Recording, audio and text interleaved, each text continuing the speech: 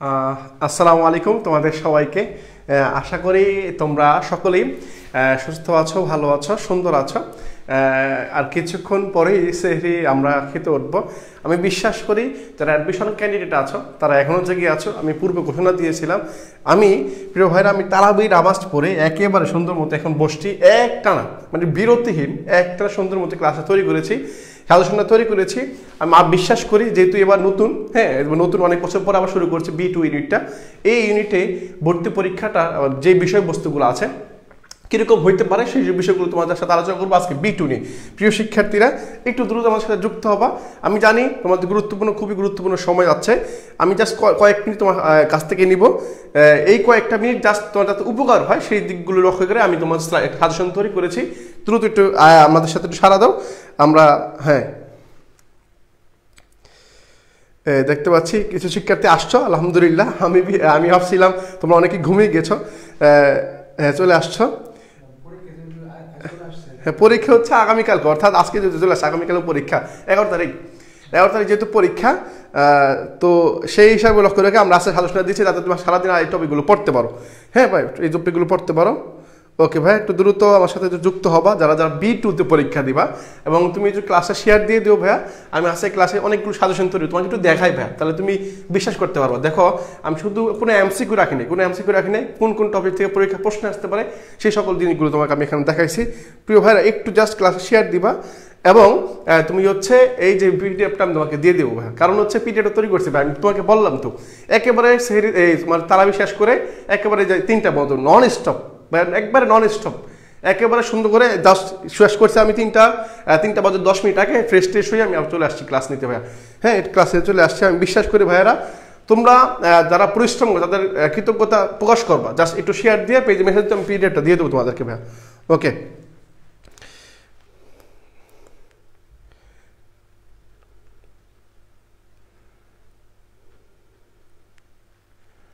ওকে ভাইয়ারা,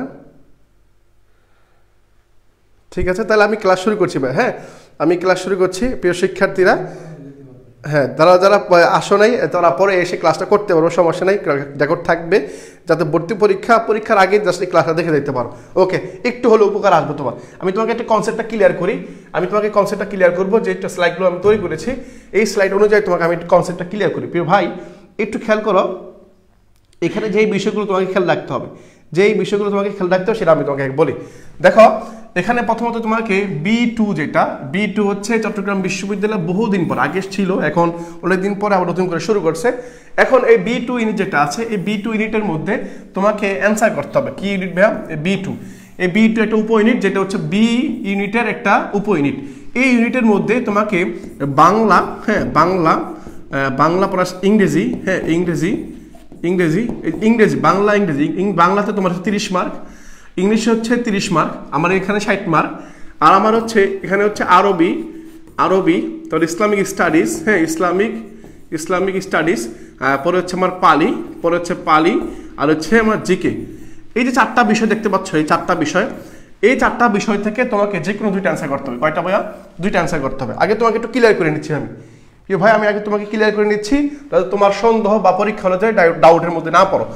এখন তোমাকে যে কাজটা করতে হবে, এখন খেয়াল করো, এখন এই যে দেখো এখানে হচ্ছে বাংলায় 30 মার্ক, ইংরেজিতে 30 মার্ক, এবং এই যে 4টা বিষয় দেখতে পাচ্ছ, 4টা বিষয়, আরবিতে 20, তোমার হচ্ছে ইসলামিক স্টাডিজে 20, পালিতে 20, জিকে তো 20 নাম্বার। এখন এই 4টা থেকে তোমাকে যে কোনো 2টা, তোমাকে এখানে বলে দেয় না যে তোমাকে বাধ্যতামূলক বলে দেয় যে আরবি ইসলাম দেখাইতে হবে, এরকম বলে দেয় না এখানে। তোমাকে অবশ্যই তুমি যদি জিকে দেখাও তাহলে অবশ্যই 3 থেকে একটা দেখাইতে হবে, তাহলে অবশ্যই তোমাকে আরবি বা ইসলামিক পড়তে হবে। এখন প্রিয় ভাইরা একটু খেয়াল করতে হবে তোমাকে যে বিষয়গুলো তোমাকে একটু খেয়াল রাখতে হবে। এখন আরবি দেখাবা, যে কোনো একটা দেখাইতে হবে তোমাকে, আরবি, ইসলামিক স্টাডিজ, পালি নাকি জিকে, এই 4টা বিষয় থেকে তোমাকে 2টা অ্যান্সার করতে হবে। কয়টা? 2টা। যদি তুমি 2টা অ্যান্সার করো তাহলে তোমার কত নাম্বার হচ্ছে? 40, 20 দুগুণে 40, তাহলে 40, আর এখানে হচ্ছে 60 নাম্বার, তাহলে কত হলো ভাইয়া? 40 আর 60 হচ্ছে আমার 100। কত ভাইয়া? 100 নাম্বার। তাহলে 100 নাম্বার কোথায় হলো? এখন আসো প্রশ্নে। এখন ভাইয়া তুমি চাচ্ছ যে আরবি, এই B2তে সাবজেক্ট আছে, কয়টা ভাইয়া? B2 সাবজেক্ট আছে আমার 3টা। কি? একটা হচ্ছে আরবি, একটা হচ্ছে ইসলামিক স্টাডিজ, আর একটা হচ্ছে পালি। ক্লিয়ার ভাইয়া? B2 ইউনিটে আমার সাবজেক্ট আছে মাত্র হচ্ছে কয়টা? 3টা। একটা আরবি, একটা পালি, আর একটা হচ্ছে তোমার হচ্ছে ইসলামিক স্টাডিজ। এখন তুমি যদি চান্স পাওয়ার পরে জাস্ট এই তিনটাই বিভাগ থেকে যে কোনো একটা সিলেক্ট করতে হবে তোমাকে। এখন আসি, তুমি যদি আরবি নিয়ে পড়তে চাও, কি নিয়ে পড়তে চাও, আরবি নিয়ে পড়তে চাও, তাহলে তোমাকে অবশ্যই এই 4টা অপশনের মধ্যে অবশ্যই আরবি অ্যান্সার করতে হবে, আরবি অ্যান্সার করতে হবে, আরবি অ্যান্সার করতে অবশ্যই হবে। মানে তুমি আরবি নিয়ে পড়তে চাও তাহলে তোমাকে অবশ্যই অবশ্যই অবশ্যই আরবি অ্যান্সার করতে হবে হবে হবে। ঠিক আছে ভাইয়া? পিডিএফ কোথায় দিবা? পিডিএফ হচ্ছে শেয়ার দিয়ে অ্যাক্সেস দিবা, স্ক্রিনশট দিবা, শেয়ার দিয়েছ, জাস্ট ওই স্ক্রিনশটটা আমাদের পেজে একটা ইনবক্স করবা, মেসেজ দিবা যে শেয়ার দিয়েছি, পিডিএফটা দিন আমরা দিয়ে দেবো ইনশাল্লাহ। ওকে, হ্যাঁ হ্যাঁ, ওকে ভাই। ক্লাসটা কিন্তু আমি চাইলে দিনের বেলা দিতে পারতাম, কারণ দিনের বেলা দিলে সময় কোথাও পাবা। এখন তুমি দিয়ে রাখলাম, তুমি ছাড়া দিয়ে একবার পড়তে পারো, সুন্দর মতো আগামীকাল পরীক্ষা দিতে পারবো। ঠিক আছে ভাইয়া? ওকে, তাহলে আমি বুঝাইতে পারছি পরীক্ষা মানদণ্ডটা কিরকম হবে, তোমাকে আমি ক্লিয়ার করতে পারছি আশা করি, আমি হ্যাঁ আশা করি ক্লিয়ার করতে পারছি ভাই। ওকে ওকে ভাই, ঠিক আছে। এখন আসি, খেয়াল করো, এরপর তুমি যেটা দেখবা, এরপর তুমি যেটা খেয়াল করবা, এখন আসি B2 ইউনিটের মধ্যে যে মান বন্টন, যেই জিনিসটা তুমি খেয়াল রাখবা সেই জিনিসগুলোতে আসি। প্রিয় ভাইরা, সাজেশনগুলো খেয়াল করো। এখন আরবি বিভাগ, অর্থাৎ এই দেখো চট্টগ্রাম বিশ্ববিদ্যালয়ে আরবি, অর্থাৎ আরবিতে কি কি অ্যান্সার বা করতে হবে বা কি কি পরীক্ষা আসার সম্ভাবনা আছে, এই সকল জিনিসগুলো আমি এখানে ইনক্লুড করছি। খেয়াল করো ভাইরা, আরবিতে অর্থাৎ আরবি যে 20 নাম্বার, এই 20 নাম্বারের মধ্যে কি কি টপিক থাকতে পারে পরীক্ষায়, এগুলো আমি জাস্ট এখানে লিখছি। 1 নাম্বার কি লিখছি ভাইয়া? এটা কোরআন মাজিদ লিখছি, পরে সাহিত্যিক পরিভাষা লিখছি, হাদিস শরীফ, আরবি প্রতিশব্দ, এই যে এইগুলো হচ্ছে কি টপিক, বলে হচ্ছে কি আরবি সাহিত্যের যুগ, বিভিন্ন যুগ আছে, যেমন জাহেলি যুগ আছে, আব্বাসী যুগ আছে, উমাইয়া যুগ আছে, তারপর হচ্ছে মোগল আমলের যুগ, তারপর সুলতানি আমলের যুগ। এই যুগের ভিতরে যে সাহিত্যিকরা ছিল, আরবি সাহিত্যিকরা ছিল, আরবি ভাষায় যারা সাহিত্য রচনা করত, তাদের ইতিহাসগুলো এবং তাদের নামগুলো। এর পাশাপাশি আরবি প্রবাদ, জীবন প্রবাদ আছে আরবিতে, এই আরবিতে প্রবাদের যে প্রবক্তা যারা আছে তাদেরকে, এবং বিশেষ করে উক্তিগুলা, হ্যাঁ উক্তিগুলো ভর্তি পরীক্ষা আসে, এই জিনিসগুলো দেখবা, এগুলো হচ্ছে টপিক। আমার বলতে এগুলো হচ্ছে আমার টপিক। এরপরে যে জিনিসগুলো দেখবো সেগুলো হচ্ছে ঐতিহাসিক, সাহিত্যিক ও সাহিত্য। যেমন তোমার হচ্ছে, তোমার দেখা যারা মাদ্রাসা ব্যাকরণ শিক্ষার্থী আছো, যারা মাদ্রাসায় পড়াশোনা করছো, তারা দেখবা জাহিলি যুগে জাহিল সাবা মুআল্লাকাত, অর্থাৎ ঝুলন্ত 7টা কবিতা সাবা মুআল্লাকাত জাহিলিয়া যুগের মধ্যে সব প্রসিদ্ধ, মানে যারা সাহিত্যিক ছিলেন তাদের, যারা ভালো রাখতে পারতেন তাদের 7টা কবিতা তোমার ঝুলে রাখতেন কাবা শরীফের মধ্যে, যেটাকে আমরা সাবা মুআল্লাকাত হিসেবে চিনি। এই যে সাহিত্যিকরা যারা আছেন, এই 7 জন কবিদের নাম পরীক্ষা আসতে পারে। আমি আবার বলতেছি, সাবা মুআল্লাকাতের যে 7 জন কবি আছেন, ওই কবিদের নাম ভর্তি পরীক্ষা প্রশ্ন আসতে পারে। এগুলো তোমাকে দেখাবো, এটা হচ্ছে সেই টপিক। বলছে আরবি সাহিত্যের জনক, যে জনক আছে এগুলো দেখবা, বিভিন্ন গ্রন্থের রচয়িতা, সংকলক এবং হচ্ছে প্রাবন্ধিক, যুক্তিভিত্তিক আরবি সাহিত্যিক, আরবি ব্যাকরণ, সর্বশেষ হচ্ছে আরবি ব্যাকরণ পাঠটা। এই যে এই সকল পাঠ থেকে তোমার হচ্ছে ভর্তি পরীক্ষায় আরবি বিভাগ থেকে, অর্থাৎ আরবি থেকে পরীক্ষার প্রশ্নগুলো আসবে। তাহলে আমি তোমাকে আশা করি ক্লিয়ার করতে পারছি ভাইয়া, আমি তোমাকে ক্লিয়ার করতে পারছি কি কি ভাইয়া? এটা হচ্ছে কি আরবি বিভাগ, এটা হচ্ছে কোরআন মাজিদ, এই যে 2টা পার্ট, এই 2টা পার্ট থেকে পরীক্ষার টপিকগুলো আসবে ইনশাল্লাহ। হ্যাঁ ইনশাল্লাহ এই টপিকগুলো তুমি পাবা। ঠিক আছে ভাইরা? ওকে ওকে, ঠিক আছে। হ্যাঁ, সি ইউনিটের জন্য পরবর্তী দিব, আস্তে আস্তে দিব, আস্তে আস্তে পরীক্ষা। এখন যেহেতু B2 আসছে, এরপরে হচ্ছে আমরা সি দিব অবশ্যই দিব ভাইয়া। ওকে, তাহলে আমি এটা ডান ভাইয়া। হ্যাঁ হ্যাঁ ভাইয়া, মাদ্রাসা শেষ না হলে এক্সাম দিতে পারবো না? এক্সাম দিতে পারবা, যেহেতু আবেদন করতে পারছো, এক্সাম দিতে পারবা, কিন্তু তোমাকে অবশ্যই ইসলামিক স্টাডিজ অথবা জিকে দেখাইতে হবে। তুমি আরবি পারবা না, যেহেতু স্কিপ করবা তাহলে এটা। হ্যাঁ, ইসলামিক স্টাডিজ দেখাবা অথবা জিকে দেখাবা আর কি। ওকে ভাই, পরবর্তী দেখো, একটু খেয়াল করো। এখন আসি ইসলামিক স্টাডিজের মধ্যে। ইসলামিক স্টাডিজের মধ্যে তুমি কি কি টপিকগুলো পড়বা একটু খেয়াল করো। ইসলামিক স্টাডিজের মধ্যে তুমি তাফসির গ্রন্থ ও রচয়িতা দেখবা। ইসলামের ইতিহাসের প্রসিদ্ধ যে যুদ্ধগুলো আছে, কি যুদ্ধ আছে ভাইয়া? আমার আছে বদর যুদ্ধ আছে, হচ্ছে উহুদ যুদ্ধ আছে, হ্যাঁ উহুদ যুদ্ধ আছে, পরে খন্দক যুদ্ধ আছে, আমার খন্দক যুদ্ধ, পরে হচ্ছে হুদাইবিয়া সন্ধি আছে, হ্যাঁ আরো অনেক যুদ্ধ, মোতার যুদ্ধ আছে, তাবুক যুদ্ধ আছে, নানান ধরনের যুদ্ধ আছে। এই যুদ্ধগুলো সম্পর্কে কতজন সংখ্যক যোদ্ধা ছিলেন, কতজন সৈনিক ছিলেন, কারা জিতছেন, যুদ্ধের মধ্যে ঘটনাগুলো কি কি, যুদ্ধ কত সালে সংঘটিত হয়েছে, এই জিনিসগুলো একটা মাথায় রাখতে হবে। এরপর সর্বশেষ আসি যে এটা কি হাদিস শরীফ বা উসুলুল হাদিস। হাদিস শরীফ বা উসুলুল হাদিস থেকে পরীক্ষা প্রশ্ন আসবে। যেমন হাদিস কয় প্রকার, মাকতু হাদিস কি, তারপর হচ্ছে মাউকুফ হাদিস কি, এই জিনিসগুলো একটু মাথায় রাখতে হবে। এরপর হচ্ছে প্রসিদ্ধ গ্রন্থ ও রচয়িতা। ঠিক এরকম এই ইসলামের ইতিহাসের মধ্যে ঐতিহাসিক যে গ্রন্থগুলো আছে, এই গ্রন্থগুলো থেকে ভর্তি পরীক্ষা প্রশ্ন আসবে। সর্বশেষ হচ্ছে ফিকা ও উসুলুল ফিকা, ফিকা আর হচ্ছে উসুলুল ফিকা। এখান থেকেও পরীক্ষা প্রশ্ন পাবা। ওকে, উসুলুল ফিকা। ওকে ভাই, আমি আসি। এখন দেখো, এখন খেয়াল করা, পরবর্তী চ্যাপ্টার আসি আমি। এখন আমি দেখাবো তোমাকে কোরআন মাজিদ থেকে পরীক্ষা প্রশ্ন কি ধরনের পরীক্ষা প্রশ্ন আসতে পারে, এটা খেয়াল করো। কোরআন মাজিদ শব্দের অর্থ হচ্ছে পঠিত, অর্থাৎ এই কোরআন, যেই কোরআনটা আমরা শুনি কোরআন মাজিদ, এই কোরআন শব্দের অর্থ হচ্ছে আমার কি ভাইয়া? এই কোরআন শব্দের অর্থ হচ্ছে আমার পঠিত, অর্থাৎ যেটা সবচেয়ে বেশি পাঠ করা হয়। বা পৃথিবীতে একটা গ্রন্থে আছে যে গ্রন্থটা মানে 24 ঘন্টার মধ্যে কখনোই মানে পাঠ ছাড়া না, অর্থাৎ এটা সবসময় পড়ে কোনো না কেউ, হয়তো বাংলাদেশে কেউ একজন পড়তেছে, অথবা সৌদি আরবে কেউ একজন পড়তেছে, অথবা ইন্দোনেশিয়া কেউ একজন পড়তেছে, অথবা মালয়েশিয়া বলো, কানাডা বলো, যুক্তরাষ্ট্র বলো, বিভিন্ন জায়গায়, অর্থাৎ বিভিন্ন জায়গায় এই কোরআন ছিল, অর্থাৎ পৃথিবীর বিভিন্ন স্থানে বিভিন্ন সময়ে দিনে রাতে, অর্থাৎ আমাদের এখানে যখন রাত, অন্য জায়গায় তখন দিন হইতে পারে, দিনে রাতে সব সময় এই কোরআন, অর্থাৎ 24 ঘন্টার মধ্যে কোনো একটা সেকেন্ড, আমি আবার বলতেছি, কোনো একটা সেকেন্ড পর্যন্ত এই কোরআন পাঠ ছাড়া, বিরতি ছাড়া নাই। অর্থাৎ 24 ঘন্টা এবং যত সেকেন্ড আছে এত সেকেন্ডে কি হয়, কোরআন তেলাওয়াত হচ্ছে, এখনো হচ্ছে কোরআন তেলাওয়াত। কোন আল্লাহর বান্দি বা বান্দা কি করতেছে, কোরআন তেলাওয়াত করতেছে। রমজান মাস সবচেয়ে বেশি কোরআন তেলাওয়াত করে তখন। তো এই যে এমন একটা গ্রন্থ, যেই গ্রন্থ হচ্ছে আমাদের ধর্মগ্রন্থ, এটা হচ্ছে আমাদের পথ চলার বাড়ি, আমাদের পথ প্রদর্শক, অর্থাৎ আমাদের পথ দেখায় যে এই কোথায় যেতে হবে, কি করতে হবে না করতে হবে, সবগুলো বর্ণনা করা হয়েছে। ভাইয়া ওকে, দেখো যারা এই কোরআনের পথে চলবে তারাই সুন্দর মুক্তি পাবে, তারা সুন্দর সুশৃঙ্খল জীবনযাপন করতে পারবে। পরপরে দেখি ভাই আমরা, এরপর দেখবি ওহি। ওহি মানে কি? ওহি হচ্ছে জাস্ট ওই শব্দের অর্থ ঐশী বাণী বা গোপনীয় ভাবে কোনো সংবাদ দেওয়া। কি দেওয়া? কোনো সংবাদ দেওয়া, এটাকে আমরা কি বলি? ওহি বই। অর্থাৎ আল্লাহ রাসূলের কাছে হযরত জিবরাইল আলাইহিস সালাম ওহি নিয়ে আসতেন, গোপন সংবাদ নিয়ে আসতেন আল্লাহর পক্ষ থেকে। আল্লাহর পক্ষ থেকে জিবরাইলের মাধ্যমে হযরত মুহাম্মদ সাল্লাল্লাহু আলাইহি সাল্লামের কাছে কি আসতো? সংবাদ আসতো, যেটা হচ্ছে কি আমার, সেটা হচ্ছে আমার ওহি। ওকে, কোরআন নাযিলের সময় মহানবী সাল্লাল্লাহু আলাইহি ওয়াসাল্লাম এর বয়স ছিল মাত্র 40 বছর। তাহলে মনে রাখবা, কোরআন নাযিলের সময় হযরত মুহাম্মদ সাল্লাল্লাহু আলাইহি সাল্লামের বয়স কত ছিল ভাইয়া? মাত্র 40 বছর। কয় বছর? 40 বছর। তাহলে হযরত মুহাম্মদ সাল্লাল্লাহু আলাইহি সাল্লামের যদি 40 বছর বয়সে কোরআন নাযিল হয়, তখন ওনার সাল কত হবে? তাহলে আল্লাহ রাসূলের জন্ম হচ্ছে 570 খ্রিস্টাব্দে। কত ভাইয়া?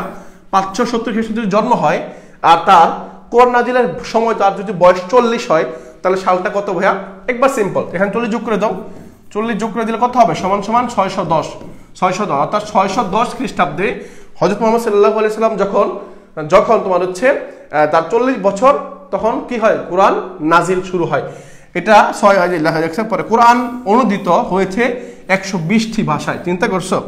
এই কোরআন, হ্যাঁ, এই কোরআন তোমার হচ্ছে নাজিল হয়েছে 100, মানে অনুদিত হয়েছে, মানে অনুবাদ হয়েছে বাংলায়, উর্দু, ফার্সি, কত ভাষায় যে অনুদিত হয়েছে, এটা 120টি ভাষা অনুদিত হয়েছে। কোরআন সর্বাধিক অনুদিত হয়েছে উর্দু ভাষায়। চিন্তা করছো? বাংলা ভাষাও না আর আরবিতেও না, মানে আরবিতে কোরআন নাজিল হয়েছে ঠিকই, কিন্তু সবচেয়ে বেশি অনুদিত হয়েছে বা অনুবাদ হয়েছে সেটা কোন ভাষায়? সেটা হচ্ছে উর্দু ভাষায়। উর্দু ভাষা সবচেয়ে বেশি অনুদিত হয়েছে। এরপর দেখি, পবিত্র কোরআনের নাম আছে 55টা। কয়টা? পবিত্র কথা আল কোরআনের অনেকগুলো নাম আছে, অনেকগুলো নাম আছে। তাফসির প্রধানত 2 প্রকার। কয় প্রকার ভাইয়া? 2 প্রকার। ঠিক আছে, ওকে, এটা আমার ডান, এটা আমার ডান। পরবর্তী আসি ভাই, তুই খেয়াল করো। কোরআন মাজিদের আরশ, কোরআনের আরশ বলা হয় সূরা আল বাকারাকে। কোরআন মাজিদের সবচেয়ে বড় সূরার নাম হচ্ছে সূরা আল বাকারা। কোরআন মাজিদের সবচেয়ে বড় সূরার নাম হচ্ছে সূরা আল বাকারা। কোরআনের প্রদীপ বলা হয় সূরা আল মুলকে। সূরা আল মুলক তাবারাকাল্লাযী, এটা। হ্যাঁ, কোরআনের প্রদীপ বলা হয় সূরা কাকে? সূরা মুলকে। কোরআন শরীফের সর্বপ্রথম মুদ্রণ করা হয় জার্মানির হামবুর্গ শহরে। তাহলে কোরআন শরীফ সর্বপ্রথম, একেবারে সর্বপ্রথম যেখানে মুদ্রণ করা হয় বা ছাপানো হয়, সেটা হচ্ছে আমার কোথায়? জার্মানিতে। চিন্তা করছো? এই জার্মানিতে হামবুর্গ শহরে। এই শহরের মধ্যে সর্বপ্রথম কোরআন কি করা হয়? তোমার হচ্ছে প্রিন্ট করা হয় আর কি। সূরা ফাতিহা, অর্থাৎ সূরা ফাতিহা পাঠের শেষে যে আমিন বলি না আমরা, হ্যাঁ, বলা দলিল, তখন কি বলি আমরা? কেউ উচ্চস্বরে বলে, কেউ মনে মনে বলে, কি বলে ভাইয়া? হচ্ছে আমিন বলে। যে আমিন শব্দটা, আমিন উচ্চারণ করা হয়, তা হচ্ছে হিব্রু ভাষার শব্দ। চিন্তা করছো? এটা হচ্ছে কি ভাষার শব্দ ভাইয়া? হিব্রু ভাষার শব্দ। হ্যাঁ, মনে রাখবা। পরে দেখি, বনি ইসরাইলের কোন নবীর বংশধর? হ্যাঁ, বনি ইসরাইলটা কোন নবীর বংশধর? হচ্ছে হযরত ইয়াকুব আলাইহিস সালাম। হযরত ইয়াকুব আলাইহিস সালাম তোমার হচ্ছে এর বংশধর হচ্ছে কারা? এই বনি ইসরাইলটা। এই বনি ইসরাইলটা তোমার হচ্ছে ইয়াকুব আলাইহিস সালামের বংশধর। ওকে, কোরআন নাজিল শুরু হয় 610 কি, এই যে পাইছো যেটাকে দেখছিলাম আমরা, অর্থাৎ 610 হলে আল্লাহ রাসূল 570 জন্মগ্রহণ করলে 610 যখন হয়, তখন কি হয়? কোরআন নাজিল শুরু হয় তখন, অর্থাৎ তার বয়স যখন 40 বছর, তখন কোরআন নাজিল শুরু হয়। কোরআন নাজিল শুরু হয়।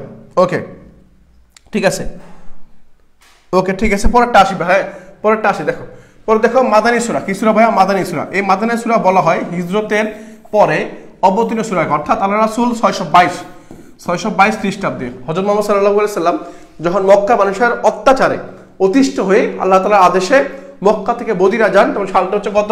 সালটা হচ্ছে বা হিজরত হচ্ছে 622।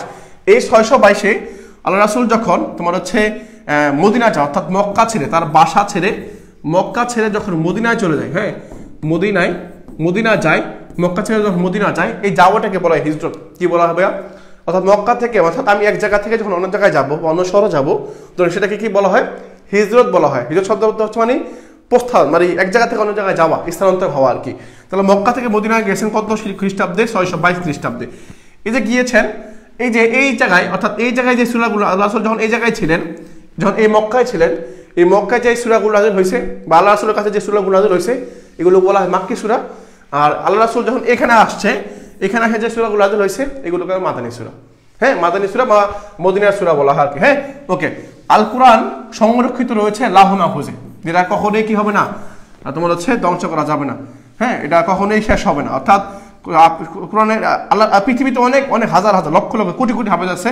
এই হাফেজ তো আছেই, পাশাপাশি কোরআনটা কোথায় সংরক্ষিত আছে? লাউহে মাহফুজে। হ্যাঁ, লাউহে মাহফুজে। ওকে। প্রথম অবতীর্ণ সূরার নাম হচ্ছে আল ফাতিহা। প্রথম অবতীর্ণ সূরার নাম হচ্ছে সূরা আল ফাতিহা। কিন্তু ওই পূর্ণাঙ্গ সূরা যদি দেখো, যদি বলে অপূর্ণাঙ্গ সূরা, সূরা আলাকের 5 আয়াত। প্রথমে যে ইকরা বিসমি রাব্বিকাল্লাযী খলাক, হ্যাঁ, এই যে সূরাটা যেটা আছে সূরা আলাক, এটা হচ্ছে আয়াত। যদি বলে আয়াত, তাহলে সেটা হচ্ছে সূরা আলাক। আর যদি পূর্ণাঙ্গ বলে, তাহলে সেটা হচ্ছে সূরা আল ফাতিহা। তারপর হচ্ছে সর্বশেষ অবতীর্ণ সূরার নাম হচ্ছে সূরা আল নাসর। হ্যাঁ, ওহী দুই প্রকার, একটা হচ্ছে ওহী মাতলু, এটা গয়রে মাতলু। ওহী দুই প্রকার, একটা হচ্ছে ওহী মাতলু, আর একটা হচ্ছে কি ওহী গয়রে মাতলু। কোরআন হলো ওহী মাতলু, ওহী মাতলু। হাদিস হলো কি? তাহলে মানে আল্লাহর পক্ষ থেকে যে এটা হয়, সেটা হচ্ছে কি মাতলু, মাতলু। আর হাদিসে গয়রে মাতলু মানে এটা হচ্ছে হাদিস। এটা কি ভাইয়া? এটা হচ্ছে আমার হাদিস। হ্যাঁ, এটা হচ্ছে আমার হাদিস। অর্থাৎ হাদিস হচ্ছে ওহী গয়রে মাতলু, আর মাতলু হচ্ছে কি? এটা হচ্ছে কোরআন। অর্থাৎ আল্লাহ তাআলা যেটা দিয়েছে সেটা হচ্ছে কি? সেটা হচ্ছে মাতলু। আর হাদিস যেটা, সেটাকে বলা হয় গয়রে মাতলু। হ্যাঁ, বা গায়রে মাতলু আর কি, যেটাই হোক। ওকে ভাইয়া, ঠিক আছে। পরে দেখি ভাইয়া, কোরআনের সর্বমোট সূরার সংখ্যা হচ্ছে 114টা। কয়টা? কোরআনের সর্বমোট সূরার সংখ্যা হচ্ছে 114টা। কোরআনের পারার সংখ্যা হচ্ছে 30টা। কয়টা? 30টা। আর কোরআনের পারার সংখ্যা কয়টা ভাইয়া? 30টা। আর কোরআনের পারার সংখ্যা কয়টা ভাইয়া? 30টা। কয়টা? 30টা। ওকে, তাহলে কোরআনের পারা হচ্ছে আমার কয়টা? 30টা। পারা 30টা, এটা মনে রাখবা। আর সূরার সংখ্যা হচ্ছে আমার 114টা। এরপর আসি, এরপর হচ্ছে এটা সর্বপ্রথম কোরআন অবতীর্ণ হয় কোথায়? হেরা গুহায়। কোথায় ভাইয়া? হেরা গুহায়। সর্বপ্রথম কোরআন অবতীর্ণ হয় কোথায়? হেরা গুহায়। সর্বশেষ ও সর্বশ্রেষ্ঠ আসমানি গ্রন্থ হলো আল কোরআন। কি ভাইয়া? আল কোরআন। ওকে, প্রথম অবতীর্ণ আয়াত সূরা আল আলাকের প্রথম 5 আয়াত, এদেরটা তোমাদের বলছিলাম। মানে প্রথম পূর্ণাঙ্গ সূরা হচ্ছে সূরা ফাতিহা। আর যদি বলে প্রথম মানে আয়াত নাযিল হয়েছে কোন সূরা, সেটা হচ্ছে সূরা আলাকের প্রথম 5 আয়াত। হ্যাঁ, সূরা আলাকের প্রথম 5 আয়াত। হ্যাঁ, মঞ্জিল 7টা। এই যে গুড, মঞ্জিল 7টা। পরে দেখো সর্বশেষ অবতীর্ণ আয়াত সংখ্যা হচ্ছে সূরা আল মায়েদার 3 নম্বর আয়াত। হ্যাঁ, আল ইয়াউমা আকমালতু লাকুম দীনুকুম, এরকম একটা আয়াত আছে। হ্যাঁ, তাহলে সর্বশেষ অবতীর্ণ আয়াত হচ্ছে সূরা আল মায়েদার 3 নম্বর আয়াত, যেটা হচ্ছে আল্লাহ রাসূল আরাফাতের ময়দানে বিদায় ভাষণ দিয়েছিলেন, তো বলেছিলেন আল ইয়াউমা আকমালতু লাকুম দীনুকুম, এরকম একটা আয়াত তোমার হচ্ছে বলেছিল আর কি। ওকে, পরে দেখো কোরআন শরীফের রুকু সংখ্যা 540টা, মতান্তরে 558টা। হ্যাঁ, 558টা। ওকে ভাইয়া, ঠিক আছে। এরপর একটু দেখি, এরপর একটু খেয়াল করি ভাই। দেখো রুকুর সংখ্যা হচ্ছে কত? 540টা। আয়াত সংখ্যা হচ্ছে 6666টা, মতান্তরে 6236টা। ঠিক আছে। ওকে, সিজদার আয়াত সহ, মানে সেই আয়াত হচ্ছে কয়টা? 14টা। অর্থাৎ যারা দেখবে রমজান মাসে মানে খতম তারাবি পড়ো, তারা হয়তো ভালো মতো বুঝতে পারবা। সিজদার আয়াত, অর্থাৎ যে আয়াতগুলো পড়লে সিজদা দেওয়া ওয়াজিব হয়ে যায়, সিজদা দেওয়া কি হয়ে যায়? ওয়াজিব হয়ে যায়। এগুলো সিজদার আয়াত আর কি। মাক্কি ও মাদানী সূরার সংখ্যা কয়টা? মাক্কি সূরার সংখ্যা হচ্ছে 92। মনে রাখবা, এটা আসতে পারে। হ্যাঁ, আসতে পারে। তাহলে কি মক্কি ও মাদানী সূরার সংখ্যা? মক্কি সূরা হচ্ছে আমার কয়টা? 92টা। আর মাদানী সূরার সংখ্যা হচ্ছে আমার কয়টা? 22টা। অথবা মতান্তর আছে এখানে দেখো, অথবা 86টা। হ্যাঁ, কয়টা? 86টা আর 28টা। যদি অপশন যেটাই থাকুক না কেন, অপশন যদি এরকম থাকে 86টা থাকে, তাহলে উত্তর ওইটা। হ্যাঁ, 92টা থাকবে না, দুইটা এখন থাকবে না আর কি। আর মাক্কি সূরা বলা হয় হিজরতের পূর্বে অবতীর্ণ সূরাকে, অর্থাৎ হিজরতের আগে, অর্থাৎ আল্লাহ রাসূল যখন তার এলাকায় ছিলেন, এটা হচ্ছে মাক্কি সূরা। যখন এলাকা থেকে চলে গিয়ে মাদিনায় চলে যান, তখন সেটা হচ্ছে মাদানী সূরা। ঠিক আছে, সেই সালটা হচ্ছে 600। হ্যাঁ, একজন বলছে রাত জাগা পাখিদের মনের আশা পূর্ণ হোক, আমিন, পূর্ণ হোক, আমিও চাই পূর্ণ হোক। ওকে ভাইয়া, তাহলে এটা আমার ডান, এটা আমার শেষ। পরে আসি, দেখো কোরআন মাজিদ জামিউল কোরআন বলা হয়, অর্থাৎ কোরআনকে যে তোমার হচ্ছে একসাথে করছে আর কি। হ্যাঁ, জমা মানে অনেকগুলো ছিন্ন ভিন্নকে একসাথে করছে, তাকে কি বলা হয়? সে হচ্ছে আল ওসমান। হযরত ওসমান রাদিয়াল্লাহু তাআলা আনহু কোরআনকে কি করছেন? তোমার সংরক্ষণ করছেন, মানে কোরআন ছিন্ন ভিন্ন অবস্থায় ছিল, মানে একটা অংশ এক জায়গায় ছিল, উনি কি করছেন? জমা করছেন, মানে একসাথে এক করছে, সেজন্য ওনাকে বলা জামিউল কোরআন, জামিউল কোরআন। ওকে, ঠিক আছে। পরে দেখো, খেয়াল করো, হযরত ওসমান রাদিয়াল্লাহু তাআলা আনহু স্বহস্তে লিখিত কোরআন সংরক্ষিত আছে তুরস্কের জাদুঘরে। তুরস্কের জাদুঘরের মধ্যে যদি সুযোগ হয় কখন যাও, তুরস্কের জাদুঘর যেতে পারবে আর কি। প্রধান ওহী লেখক হচ্ছে হযরত যায়েদ বিন সাবেদ। প্রধান ওহী লেখককে ভাই আমার জায়েদ বিন সাবেদ। আল কোরআন অবতীর্ণ হয় 23 বছর, মানে 23 বছর ধরে। কয় বছর ধরে ভাইয়া? 23 বছর। কিভাবে আমি একটু বলে দিই। মনে করো আল্লাহ রাসূল 40 বছর বয়সে কোরআন শুরু হয়েছে, আর আল্লাহ রাসূল ইন্তেকাল করছেন তোমার 633 খ্রিস্টাব্দে। হ্যাঁ, এরকম। তাহলে মাঝখানে হ্যাঁ আমার আল্লাহ রাসূল যখন 40 বছর বয়স, তখন তার সালটা কত? সাল হচ্ছে 10। তাহলে 10 থেকে কত ভাই? এখানে 23 বছর বিয়োগ করলে হয় 23 বছর। কত বছর? 23 বছর হয়। অর্থাৎ এই 23 বছর সময় নিয়ে আল্লাহ রাসূল ওই 40 বছর পর থেকে 63 বছর আগ পর্যন্ত যে সময়গুলো পেয়েছেন, ওই সময়ের মধ্যেই মৃত্যুর আগ পর্যন্ত বা ইন্তেকালের আগ পর্যন্ত কি পাইছেন? তোমার হচ্ছে এগুলো পেয়েছেন বা কোরআন নাযিল হয়েছে, সেই জন্য আমরা এটা বলতে পারি আর কি। ঠিক আছে, ওকে। শানে নজুল অর্থ কি? শানে নজুল মানে হচ্ছে কি? কোরআনের অবতীর্ণের প্রেক্ষাপট, অর্থাৎ কোরআন যে নাযিল হয়েছে, মানে কখন মাঝে মধ্যে দেখবা কোরআন এক এক সময় এক একটা মানে হয়েছে আর কি, আয়াত নাযিল হয়েছে। এখন এই আয়াতে নাযিল হওয়ার যে কারণগুলো, অর্থাৎ আল্লাহ রাসূলের কাছে কোনো এক ব্যক্তি আসছে, আয়েশা বলছে যে এটা সমস্যা, আল্লাহ রাসূল সমাধান কিভাবে দিবেন? তখন আল্লাহ তাআলার পক্ষ থেকে জিবরাইলের মাধ্যমে বাণী আসতো, তখন উনি কি করতেন? বলতেন। এই যে কাহিনীটা, অর্থাৎ এক ব্যক্তি আসছে, সমস্যা পড়েছেন, সমস্যার প্রেক্ষিতে আল্লাহ তাআলা সমাধান দিয়েছেন জিবরাইলের মাধ্যমে। এই যে এটাকে বলা হয় শানে নজুল, অর্থাৎ এই আয়াতটা নাযিল হওয়ার প্রেক্ষাপটটা কি বা কারণটা কি, এটাকে আমরা কি বলতে পারি? এটাকে আমরা বলতে পারি শানে নজুল। ঠিক আছে ভাইয়া, ওকে। পরে দেখো, আল কোরআনের যে সাহাবীর নাম উল্লেখ আছে, হ্যাঁ, সেটা হচ্ছে কি? হযরত যায়েদ বিন হারেস। ওনার নামটা কি আছে? উল্লেখ আছে। হ্যাঁ, আল কোরআনের যে স্ত্রী লোকের নাম উল্লেখ আছে, সেটা হচ্ছে হযরত মারিয়াম। হ্যাঁ, মারিয়াম রাদিয়াল্লাহু তাআলা আনহা। উনি হচ্ছে কি? ওনার নামটা উল্লেখ আছে। আল কোরআনের সর্ববৃহৎ সূরা আল বাকারা। হ্যাঁ, সর্ববৃহৎ সূরা আল বাকারা। সবচেয়ে ছোট সূরার নাম হচ্ছে সূরা আল কাউসার। তাহলে সবচেয়ে বড় সূরার নাম হচ্ছে সূরা আল বাকারা, যেটা আয়াত সংখ্যা হচ্ছে 283 প্লাস এরকম আর কি। আর সবচেয়ে ছোট সূরার আয়াত হচ্ছে সূরা আল কাউসার। ঠিক আছে ভাই, ওকে। এরপরে আসি আমি। দেখো, হাদিসের প্রকার সমূহ। হাদিস কি আসবে? হাদিস চলে আসবে। কোরআন হাদিস শেষ আমার। আমি কোরআন হাদিসের জাস্ট এই টপিকগুলো দেখবার। হ্যাঁ, পরে দেখো হাদিস কি ভাইয়া? হাদিস জিনিসটা হচ্ছে হযরত মুহাম্মদ সাল্লাল্লাহু আলাইহি সাল্লাম যখন ওনার মানে এটা আল্লাহ তাআলার পক্ষ থেকে, আল্লাহ সবগুলো আল্লাহ তাআলার পক্ষ থেকে, কিন্তু আল্লাহ রাসূলের মুখ নিঃসৃত যে বাণীগুলো, হ্যাঁ, যে বাণীগুলো আছে, এগুলোকে আমরা এক কথা কি বলতে পারি? হাদিস বলতে পারি। অর্থাৎ আল্লাহ রাসূল যা বলছেন সবগুলো হাদিস। মানে আল্লাহ রাসূল জীবদ্দশায় যা বলছেন, যা করছেন, যা বলেছেন, যা সম্মতি দিয়েছেন। আমি আবার তোমাকে ক্লিয়ার করি। আল্লাহ রাসূল জীবদ্দশায়, মানে আল্লাহ রাসূল যত বছর জীবিত ছিলেন, হ্যাঁ, উনি যা করেছেন, যা বলেছেন, যা সম্মতি দিয়েছেন, একটা হচ্ছে করা, সম্মতি, ঠিক আছে করতে পারো, এই যে এরকম সম্মতি দেওয়া মনুসম্মতাকে আমরা কি বলতে পারি? আমরা হাদিস বলতে পারি। কি বলতে পারি ভাইয়া?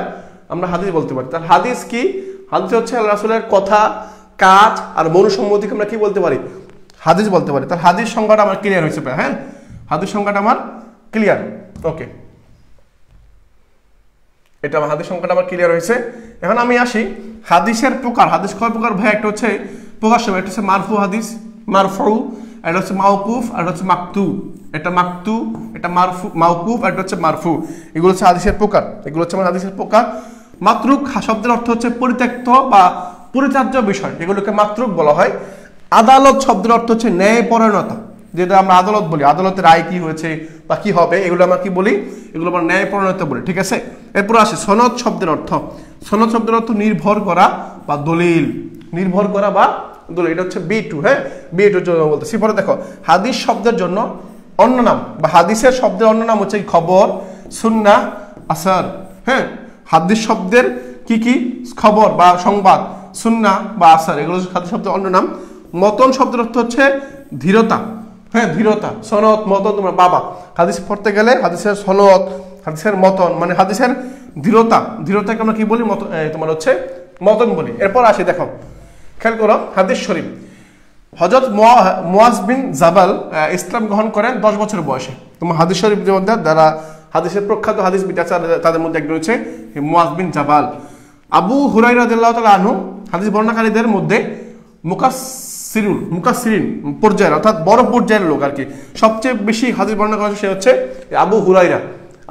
অর্থাৎ আবু হুরায়রা শব্দের অর্থ হচ্ছে হে বিড়াল ছানার পিতা। হুরায়রা মানে হচ্ছে বিড়াল, এরকম টাইপের, হ্যাঁ বিড়াল। তো এই যে ওনার কেন বলা হয়েছে, একবার আল্লাহ রাসূল তোমার হচ্ছে মসজিদে নববীতে বসেছিলেন, তখন ওনার আবু হুরায়রা রাদিয়াল্লাহু তাআলা ওনার এই যে হাতেই থেকে তোমার হচ্ছে বিড়াল ছানা বের হয়েছিল, সেজন্য আল্লাহ রাসূল তাকে ডাকতেছে ইয়া আবু হুরায়রা, হ্যাঁ মানে বিড়ালের পিতা বলে। সেখান থেকে উনি নামটা পছন্দ করে ওনার নামের সাথে কি লাগাই দিয়েছেন, আবু হুরায়রা লাগাই দিয়েছেন।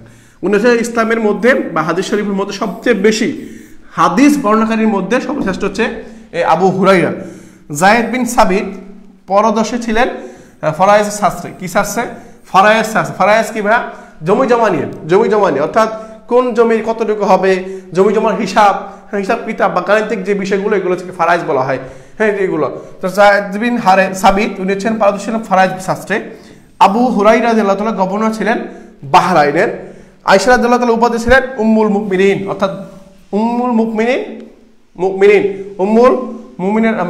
মুমিনিন হচ্ছে মা আর কি, হ্যাঁ অর্থাৎ উম্মতের মা আর কি। আয়েশা রাদিয়াল্লাহু তাআলার উপাধি কি ছিল ভাইয়া? উম্মুল মুমিনিন। ওকে ভাইয়া, ওকে ঠিক আছে, হ্যাঁ গুড। এরপর আসি, দেখো খেয়াল করো, কিতাবুল ঈমান পরে হচ্ছে কিতাবুল ঈমান পাঠটা আসি। ঈমান এর শাখা কয়টা? 70টারও বেশি, অনেক শাখা আছে। ঈমানের সবচেয়ে ছোট শাখা হচ্ছে রাস্তা থেকে কষ্টদায়ক বস্তু সরিয়ে দেওয়া, অর্থাৎ রাস্তার মধ্যে কোনো একটা বস্তু পড়ে আছে, কোনো একটা জিনিস পড়ে আছে মনে করো, ওইটাকে কি করা? সরিয়ে দেওয়া। ওই সরিয়ে দেওয়াকে ঈমানের মানে নিচু স্তর হচ্ছে ওইটা, ঈমানের নিচু 70টার মধ্যে সবচেয়ে নিচু স্তর আর কি। বিদয় মানে কি? বিদয় শব্দ হচ্ছে খণ্ড বা টুকরা। বায়াত গ্রহণ করা, তোমার দেখবা বা শুনবা বিভিন্ন পত্রপত্রিকার মধ্যে পাবা বায়াত গ্রহণ করা। কি গ্রহণ করা? বায়াত গ্রহণ করা, অর্থাৎ শপথ নেওয়া। কি নেওয়া? শপথ নেওয়া। অর্থাৎ পিসাব বা পীর যারা থাকেন তাদের থেকে বায়াত গ্রহণ করে, শপথ দেয় যে আমি এই কাজটা করব, উনি যে কাজ বাবা বলে তাই করবো, হ্যাঁ আমরা ছোটবেলায় করছি না, আমি শপথ করতেছি যে এইটাই আর কি বায়াত আর কি, এটাকে কি বলা হয়? বায়াত বলা হয়। কতল, হ্যাঁ কতল মানে কি? অর্থাৎ কতল মানে তো বোঝোই, কতল করা আর কি, শেষ করে দেওয়া আর কি, হ্যাঁ কতল 5 প্রকার। সেহের মানে কি? সেহের মানে জাদু। কি ভাইয়া? সেহের জাদু হচ্ছে হারাম, অর্থাৎ ইসলামে এই সেহের জাদু করা, জাদুবিদ্যা, এগুলো হারাম। এগুলো কি? হারাম। ইসলামে এই হারাম। সেহের মানে কি? সেহের মানে হচ্ছে জাদু। কি ভাইয়া? জাদু। এই জাদুবিদ্যা কি? হারাম। রাসূলুল্লাহ সাল্লাল্লাহু আলাইহি ওয়াসাল্লামের সময় মুনাফিকদের নেতা ছিল আব্দুল্লাহ ইবনে উবাই। পরীক্ষাটা আসতে পারে, মুনাফিকদের নেতা কে ছিল ভাই? আব্দুল্লাহ ইবনে উবাই। এরপর আসি, হাদিসে জিব্রাইল এর অপর নাম হচ্ছে উম্মুল হাদিস বা উম্মুস সুন্নাহ। হাদিস জিব্রাইল অর্থাৎ জিব্রাইল হাসাব যেগুলো বলছে আর কি, হাদিস জিব্রাইলের অপর নাম হচ্ছে উম্মুল হাদিস বা উম্মুল সুন্নাহ। মহিলাদের জ্ঞানের পরিপূর্ণতা হলো পুরুষের সাক্ষ্যের অর্ধেক। অর্থাৎ হাদিস শরীফে আছে এরকম যে মহিলাদের জ্ঞানের অপরিপূর্ণতা হলো তোমার হচ্ছে পুরুষদের সাক্ষ্যের অর্ধেক। অর্থাৎ পুরুষ যে সাক্ষ্য দিবে তার অর্ধেক হচ্ছে অপরিপূর্ণতা কি। শয়তান চলাচল করে দেহের রক্ত কণিকায়। কোথায়? অর্থাৎ শয়তান চলাচল করে কোথায়? এই শয়তান মাঝে মাঝে খুঁজে পাই না আমরা, শয়তান কোথায়? আমাকে ধোঁকা দিচ্ছে কোথায়? শয়তান চলে কোথায়? আমাদের দেহের রক্ত কণিকায়। কোথায় ভাইয়া? শয়তান চলে কোথায়? এই যে তুমি খুঁজে পাও না, তুমি তোমার রমজান মাসে গুনাহ করো, গুনাহ কাজ হয়ে যায়, এই যে তোমার হচ্ছে কোথায় চলে তোমার খুঁজে পাও না, সেটা হচ্ছে কি? রক্ত কণিকায়। রক্ত কণিকা বা চলাফেরা করে। ওকে ভাইয়া, এরপর একটু দেখি আমরা। এরপর আমরা দেখবো এরপর কি আছে। এই তো এরপর হচ্ছে কিতাবুল ইলম। হ্যাঁ কিতাবুল ইলম দেখবো আমরা। এই কিতাবুল ইলমের মধ্যে যা আছে সেগুলো দেখার চেষ্টা করি। দেখো এই কিতাবুল ইলমের মধ্যে আছে, ইলম শব্দের অর্থ হচ্ছে কি বলছে? ইলম শব্দের অর্থ হচ্ছে জ্ঞান আর কি। কি ভাইয়া? ইলম শব্দ হচ্ছে আমার জ্ঞান। ওহী নাজিলের পদ্ধতি হচ্ছে 7টা। কয়টা ভাইয়া? এটা ওহী, যেই আমরা একটু আগে পড়ছিলাম যে ওহী আল্লাহ তাআলার পক্ষ থেকে যে বাণীগুলো আসে, এই বাণীগুলো 7টা মাধ্যমে আসছে। কয়টা? 7টা মাধ্যমে। কখনো কখনো জিবরাইল আলাইহিস সালামের মাধ্যমে আসছে, কখনো কখনো ইসরাফিল আলাইহিস সালাম আসছে, কখনো ছদ্মবেশের মাধ্যমে আসছে, কখনো ঘন্টা ধ্বনির মাধ্যমে আসছে, হ্যাঁ কখনো তোমার হচ্ছে ঘন্টা ধ্বনি অর্থাৎ এরকম শব্দের মাধ্যমে আসছে। এরকম 7টা পদ্ধতি আছে, বুঝছো? ওহী নাজিলের পদ্ধতি কয়টা? 7টি। কয়টা ভাইয়া? 7টা। কয়টি? 7টি। ওকে। মানুষকে তুলনা করা হয়েছে স্বর্ণ ও রূপার খনির সাথে।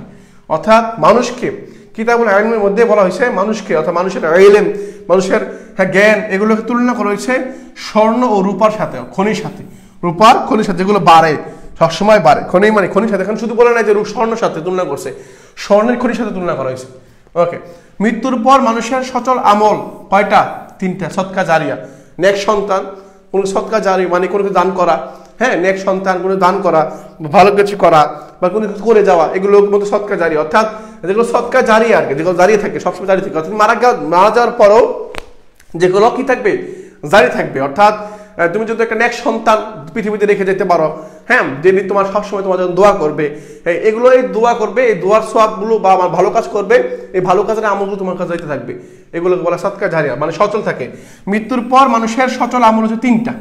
কয়টা? 3টা। ওকে ভাইয়া, এরপর দেখো কিয়ামতের দিন সর্বপ্রথম হিসাব নেওয়া হবে শহীদদের থেকে। কাদের থেকে? কিয়ামতের দিন সর্বপ্রথম হিসাব নেওয়া হবে শহীদদের থেকে। হ্যাঁ, পরে দেখো পৃথিবীতে প্রথম রক্তপাতকারী হাবিল কাবিল, তোমার নাম শুনছো, হাবিল কাবিল, হ্যাঁ, আদম আলাইহিস সালামের 2 ছেলে হাবিল, হ্যাঁ, আর হচ্ছে কাবিল, হাবিল আর কাবিল। এই হাবিল আর কাবিল দেখবা তোমার হচ্ছে হাবিল আর কাবিল থেকে তোমার হচ্ছে পৃথিবীতে সর্বপ্রথম রক্তপাতকারী সে হচ্ছে কাবিল। তোমার হচ্ছে একটা ওই বিয়ে নিয়ে আর কি ঝামেলা হয়েছিল আর কি। মুজাদ্দিদ প্রেরিত হয়, অর্থাৎ নেতা, মনে হচ্ছে এরকম মানে নেতা আর কি, অর্থাৎ উম্মতকে সঠিক দিক নির্দেশনা দিবে এরকম একজন ব্যক্তি প্রতি 100 বছর পর পর আসে। প্রতি 100 বছর পর পর এরকম মুজাদ্দিদ আসে, মুজাদ্দিদ, বুঝতে পারছো? যিনি নেতা হবেন, যিনি উম্মতকে সঠিক পথ দেখাবেন, হ্যাঁ, ওরকম ব্যক্তি প্রতি 100 বছর পর পর আসে। কয় বছর পর পর আসে ভাইয়া? প্রতি 100 বছর পর পর একজন মুজাদ্দিদ আসে, যিনি আমাদেরকে পথ নির্দেশনা দিবে আর কি। ঠিক আছে ভাইয়া? ওকে, এরপরে দেখি কিতাবুল তাহারাত। তাহারা শব্দের অর্থ হচ্ছে পবিত্রতা। তাহারা শব্দের অর্থ কি? পবিত্রতা। ইসলামের সবচেয়ে গুরুত্বপূর্ণ বিষয় হচ্ছে পবিত্রতা, অর্থাৎ এই পবিত্রতা ছাড়া কখনো তোমার কি হবে না? আমল নেকামল এগুলো কি হবে না? পরিশুদ্ধ হবে না বা আল্লাহ তাআলার কাছে গ্রহণযোগ্য হবে না। হ্যাঁ, তাহলে তাহারাত শব্দটা খুবই গুরুত্বপূর্ণ। ইসলামে তাহারাতটা খুবই গুরুত্বপূর্ণ। ইসলামে সবচেয়ে বেশি জোর দিয়ে হচ্ছে তাহারাতে। তার জোর দিয়ে কেন হয়েছে ভাই? ওই যে পবিত্রতা জিনিসটা খুবই ইম্পর্টেন্ট। দেখো তাহলে কি বলছে? দুঃখ বেদনার পর হৃদয়ের যে শান্তি অনুভূত হয় তাকে বলে সাকিনা। কি বলে? অর্থাৎ দুঃখ কষ্ট, যে তুমি পরিশ্রম করতেছো, এই যে কষ্ট করতেছো, এই রাত জেগে ক্লাস করতেছো, এই যে রাত জেগে পিডিএফ পড়তেছো, এই যে তোমার হচ্ছে অনেকে ঘুমিয়ে গেছে, অনেকে লাইট বন্ধ করে দিয়েছে, পাশের রুমে কোনো শব্দ নাই, সবাই নীরবে তোমার হচ্ছে ফ্যান ছেড়ে শীতল করে এসি ছেড়ে ঘুমাচ্ছে, হ্যাঁ, অন্যরা সুন্দর মতো আড্ডা দিচ্ছে, গান গাইতেছে, আর তুমি কি করতেছো ভাইয়া? তুমি ক্লাস করতেছো, তুমি পড়ার মধ্যে মগ্ন আছো, পরিশ্রম করতেছো, এই যে এত দুঃখ এত কষ্ট, এরপরে তোমার যে শান্তির চান্স পাওয়ার পর যে শান্তি একটা অনুভূত হবে, এই শান্তি ভিতর থেকে যেটা আসবে বা যেটা তুমি ফিল করতে পারবা, কষ্টের পর যেটা তুমি পাবা, সেটাকে আমরা কি বলি? সাকিনা বলি। কি বলি? সাকিনা বলি, সাকিনা। হ্যাঁ, এরপরে দেখিবা কিয়ামতের দিন সাদকা হবে সৎ কাজের সাক্ষ্য। অর্থাৎ কিয়ামতের দিন, অর্থাৎ তুমি সৎ কাজের বেলায় তুমি সৎ কাজকে মানুষকে আদেশ করবা, বলে এই কাজটা করো, এটা ভালো কাজ করো, এই সৎ কাজে সাক্ষ্য দেওয়া, এটা কিয়ামতের দিন কি হবে? সৎকা হবে, সৎকা। কুকুর পাত্রে মুখ লাগালে ধৌত করতে হয় কয়বার? 7 বার। এটা কুকুর যদি তোমার পাত্রে, যে কোনো পাত্রে যদি মুখ লাগায়, তাহলে ওই পাত্রটাকে আমাকে কবার দিতে হবে? 7 বার দিতে হবে। তায়াম্মুমের ফরজ কয়টা? 3টা। তায়াম্মুমের ফরজ কয়টা? 3টা। একটু খেয়াল করো, তায়াম্মুমের ফরজ কয়টা ভাবে? 3টা। যেগুলো পানি নেই, পানি না থাকলে তুমি কি করবা? তায়াম্মুম করবা। কি করবা? তায়াম্মুম করবা। এখন তায়াম্মুমের ফরজ কয়টা ভাইয়া? 3টা আমার। হ্যাঁ, অজু ফরজ 4টা। অজুর ফরজ হচ্ছে 4টা। অজুর ফরজ কয়টা? 4টা। আর তায়াম্মুম ফরজ হচ্ছে 3টা। জুমার দিন গোসল করা সুন্নতে মুআক্কাদা। সুন্নতে করতে পারো আর কি। হ্যাঁ, সুন্নতে মুআক্কাদা আর কি। ওকে, পরে দেখি খেয়াল করো ভাইয়া, আরবি সাহিত্য নিয়ে আসে এখন। আরবি সাহিত্য যে টপিকগুলো একটু দেখবা, আরবি সাহিত্য উল্লেখযোগ্য কবিদের উপাধি দেখো, মালিকুশ শুআরা, মালিকুদ দিল্লিল, যে হচ্ছে ইমরুল কায়েস। হ্যাঁ, ইমরুল কায়েসকে বলা হয় মালিকুশ শুআরা। পরে দেখো শাইরুজ কি জুহদিয়াত, আবুল আতাহিয়া। আরবি কবিতার জনক বলা হয় ইমরুল কায়েসকে। ইমরুল কায়েসকে আরবি কবিতার জনক বলা হয়। আরবি কবিতার পথিকৃৎ, অগ্রদূত, সেটা হচ্ছে কি? মুহালহিল বিন রাবিয়া। মুহালহিল বিন রাবিয়া উনি হচ্ছে আরবি কবিতার পথিকৃৎ। ঠিক আছে ভাইয়া? ওকে, পরে দেখে আমি একটু দেখবো জাহিলি যুগের মুআল্লাকা রচিত, অর্থাৎ তোমাকে এটা যে বলছিলাম না, হ্যাঁ, মুআল্লাকা মানে কি? সাহিত্য বা কবিতা। কবিতা, সাবা মানে 7, হ্যাঁ সাবা মানে কত, সাবা মানে হচ্ছে 7, মুআল্লাকা মানে হচ্ছে ঝুলন্ত কবিতা, সাবা মুআল্লাকাত, হ্যাঁ 7টা ঝুলন্ত কবিতা। এই ঝুলন্ত কবিতার যে লেখক আছে 7জন লেখক, খেয়াল করো পরীক্ষা এটার জন্য আসতে পারে, এই 7 জনের নাম মুখস্থ করে রাখবা। 7 জন কবিদের নাম একটু মুখস্থ করবা, কি কি? ইমরুল কায়েস, তারফা ইবনুল আবদ, আমর ইবনে কুলসুম, হারিস ইবনে হিল্লাজা, আনতার ইবনে সাদ্দাত, আর হচ্ছে জুহাইর ইবনে আবি সালমা, লাবিদ ইবনে রাবিয়া। হ্যাঁ এই যে নামগুলো তুমি বলছি, এই 7 জনের নাম তোমার মুখ থাকতে হবে। এই 7 জনের নাম মুখস্থ তুমি পরীক্ষায় হলে আইসো না, কারণ এটা খুবই গুরুত্বপূর্ণ। ইতিহাস সবচেয়ে আলোচিত সাহিত্যিকদের মধ্যে এদের নামটা সবার আগে আসে। তুমি একটু পড়ে যাও ভাইরা, হ্যাঁ তুমি একটু পড়ে যাবা। ইমরুল কায়েস, তারফা ইবনুল আবদ, আমর ইবনে কুলসুম, হারিস ইবনে হিল্লাজা, আনতার ইবনে সাদ্দাত, জুহাইর ইবনে আবি সালমা, আর হচ্ছে লাবিদ ইবনে রাবিয়া। এই 7 জন কবি, এই 7 জন কবিকে কি বলা হয়? সাবা আল মুআল্লাকা, যেটা 7টা ঝুলন্ত কবিতা কাবা শরীফের মধ্যে ঝুলিয়ে রাখা হয়েছিল। ওকে, তাহলে আশা করি বুঝতে পারছি। ইসলামিক স্টাডিজ গুলো এগুলো হয় আসবে। পরে দেখো এই আরবির মধ্যে লাগবে, আরবি দুইটাই, আরবি পরে ইসলামিক স্টাডিজের মধ্যে দুইটার মধ্যে কাজে লাগবে এটা। ইমরুল কায়েস, তারফা ইবনুল আবদ, আমর ইবনুল আস, হারিস ইবনে হিল্লাজা, আনতার ইবনে সাদ্দাত, জুহাইর ইবনে আবি সালমা, লাবিদ ইবনে রাবিয়া, এগুলো একটু মাথায় রাখতে হবে তোমাকে। হ্যাঁ এগুলো একটু মাথায় রাখতে হবে। ওকে ভাইয়া, ওকে ঠিক আছে, এটা মনে রাখবা তোমরা। পরে দেখি আরবি সাহিত্য। আরবি সাহিত্য থেকে কি প্রশ্ন আসতে পারে? আরবি সাহিত্যের উৎপত্তি কবিতা রচনার মাধ্যমে। আরবি সাহিত্যটা শুরু হয়েছে কিসের মাধ্যমে? এই কবিতা রচনার মাধ্যমে। কবিতা রচনার মাধ্যমে আরবি সাহিত্যটা শুরু। আরবি কবিতার জনক বলা হয় কাকে? ইমরুল কায়েসকে, যেটাকে আমি বলছি, যে কবি জাহিলি ও ইসলামী উভয় যুগে পেয়েছেন, অর্থাৎ 2 যুগ পেয়েছেন। জাহিলি যুগ পাইছেন, জাহিলি যুগ কোনটা? যে আল্লাহ রাসূলের আগমনের আগে, সেই যুগটা আমরা কি বলছি? জাহিলি যুগ বলছি। আর জাহিলি যুগের পরে আল্লাহ রাসূল যখন আসছেন, দিনের পথে মানুষকে দাওয়াত দিয়েছেন, তখন কি হচ্ছে? আলোকিত হয়েছে এই যুগের পরে, অর্থাৎ 2টা যুগ, অর্থাৎ জাহিলি যুগ এবং হচ্ছে ইসলামী যুগ। 2টা যুগ যখন যে কবি পেয়েছেন তাকে বলা হয় মুখাদরিম, কি লাগছে? মুখাদরামি বলা হয়। কেন বলা হয়? এটা হচ্ছে 2 যুগের কবি আর কি, এটাকে শব্দ হচ্ছে 2 যুগের কবি। মনে করো এখন তুমি কি, তুমি আওয়ামী লীগের সময় ছিলা, আবার তুমি হচ্ছে অন্তর্বর্তীকালীন সরকারের মধ্যে ছিলা। এখন 2 সরকারের মধ্যে তুমি ছিলা, আওয়ামী লীগ সরকার, আওয়ামী সরকার, এটা হচ্ছে কি অন্তর্বর্তীকালীন সরকার। 2 সরকারের মধ্যে তুমি 2 সরকার পেয়েছো, এটা সেজন্য তোমাকে কি বলা হবে? এরকম আর কি 2 যুগ পাবা আর কি। আরবি সাহিত্যের শ্রেষ্ঠতম নিদর্শন আল কোরআন। আল কোরআন।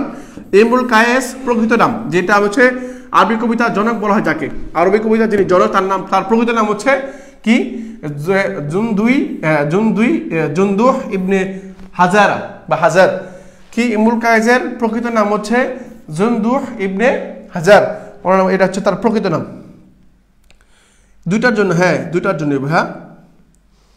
ওকে, পরে দেখি ইমরুল কায়েস যে গোত্রের লোক ছিলেন সে হচ্ছে কিন্দা। কি গোত্রের লোক ছিলেন ভাইয়া? ইমরুল কায়েস কেন একটু গুরুত্বপূর্ণ।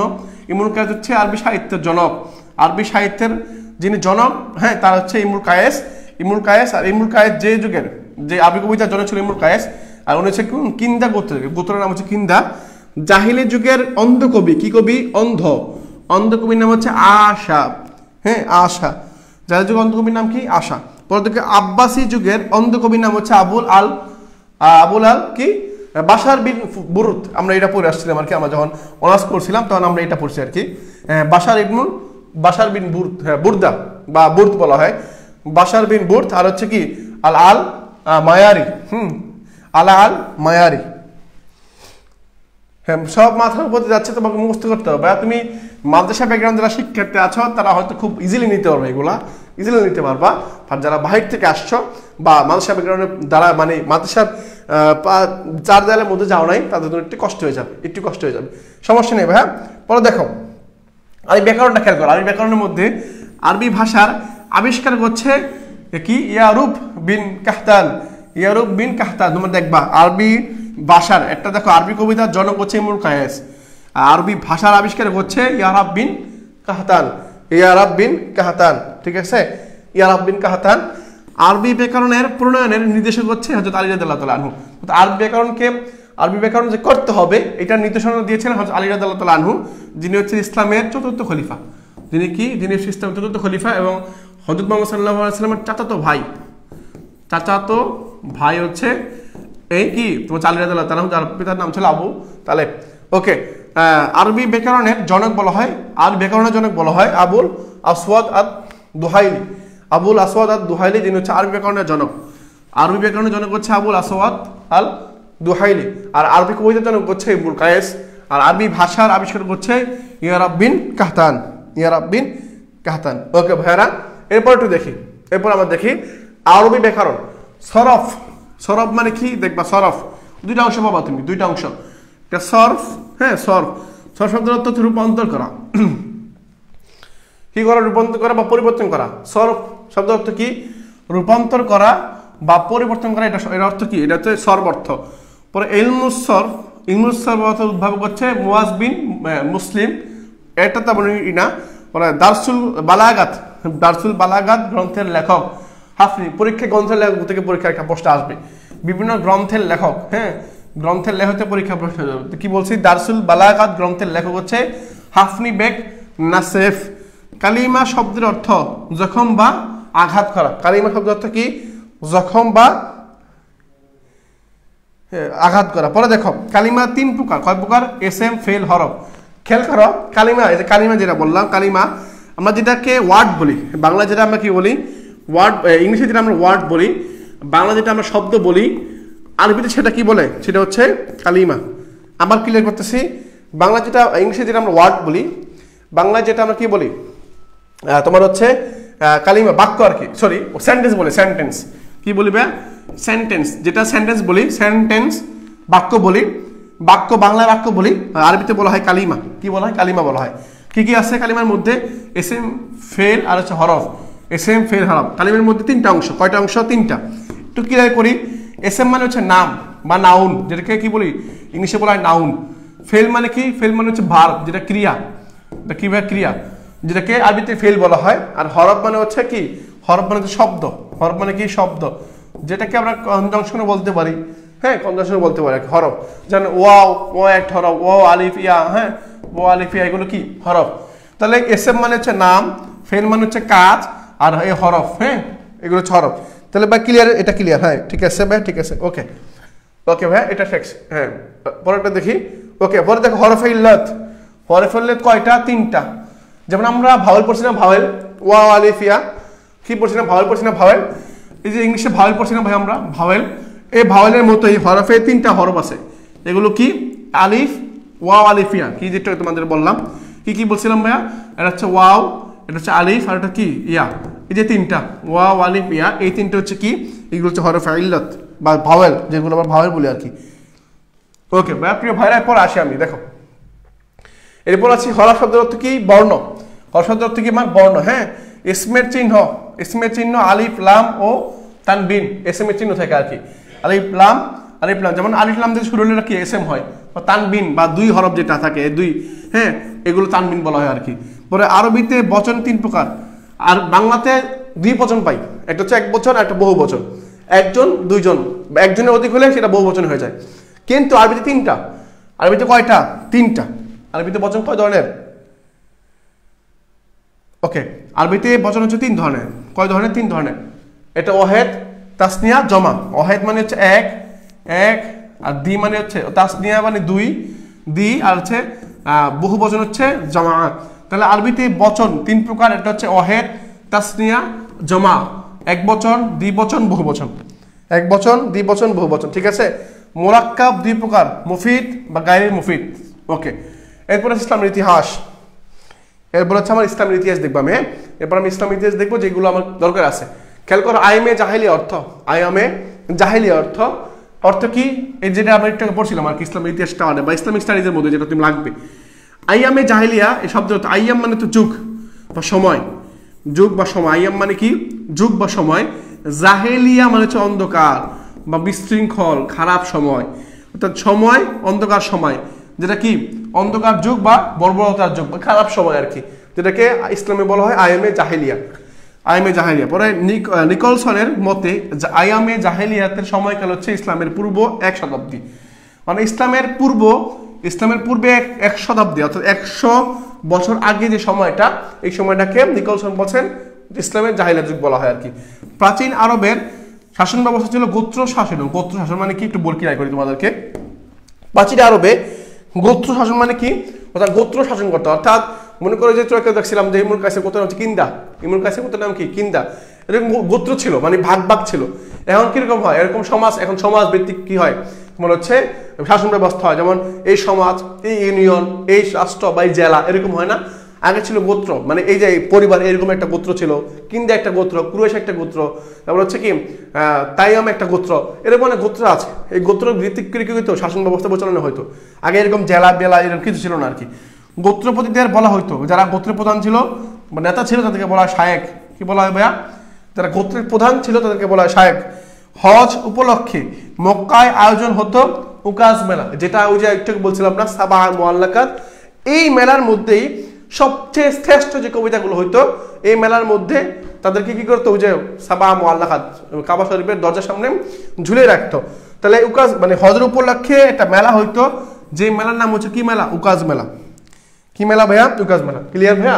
তাহলে হজ উপলক্ষে মক্কায় একটা মেলা হইতো, সেই মেলার নাম হচ্ছে উকাজ মেলা। ওকে। আরব শব্দের অর্থ হচ্ছে বৃক্ষলতাহীন। আরব শব্দের অর্থ কি ভাইয়া, বৃক্ষলতাহীন মরুভূমি।